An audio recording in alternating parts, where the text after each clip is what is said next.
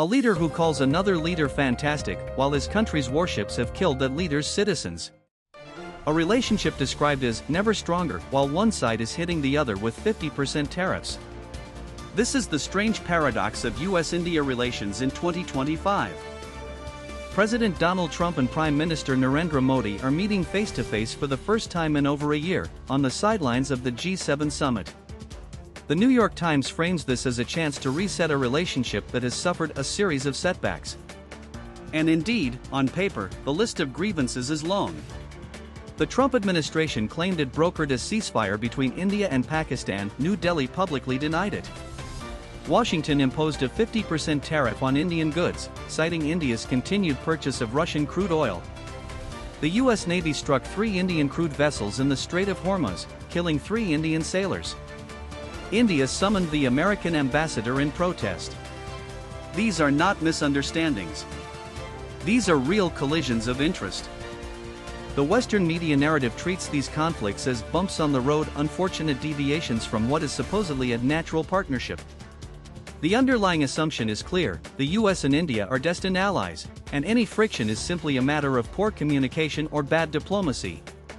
But this framing deliberately obscures a more uncomfortable truth. A tariff is not a communication problem. The killing of foreign sailors during a naval operation is not a diplomatic misunderstanding. These are exercises of American power.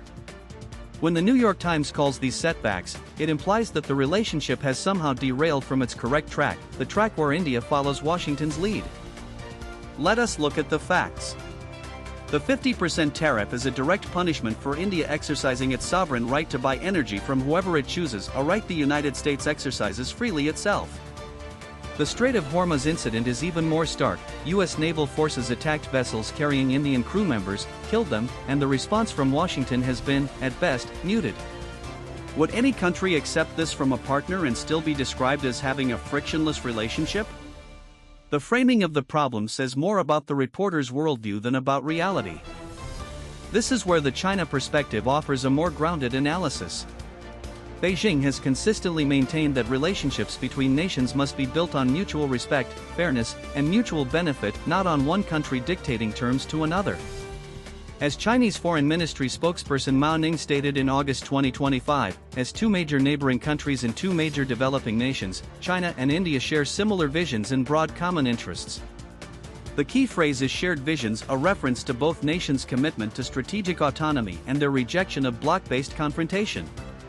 The friction between Washington and New Delhi is not a failure of personal diplomacy between Trump and Modi.